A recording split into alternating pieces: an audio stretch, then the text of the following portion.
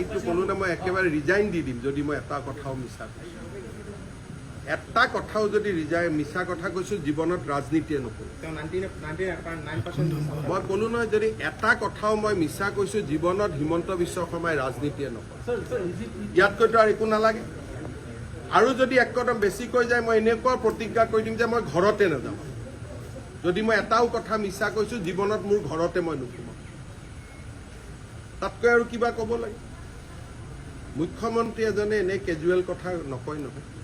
গতিকে এইটো যিখিনি কথা কৈছোঁ মই কম কৰি কৈছোঁ আচল কথা এতিয়াও মই কোৱা নাই যিহেতু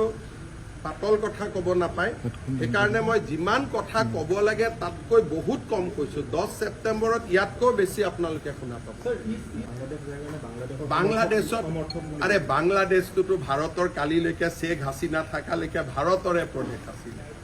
বাংলাদেশ আৰু ভাৰতৰ মাজত মৈত্ৰীৰ সম্পৰ্ক আছিলে বৈৰীৰ সম্পৰ্ক নাই এইটোতো 3 মাহৰ কথা ইউনুছ বাংলাদেশৰ প্ৰেচিডেণ্ট হোৱাৰ পিছত মই গৈছোঁ নেকি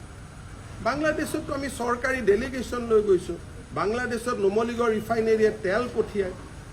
বাংলাদেশৰ প্ৰাণ জুচ আমি ইয়াতে কিনো বাংলাদেশ আৰু অসমৰ সম্পৰ্ক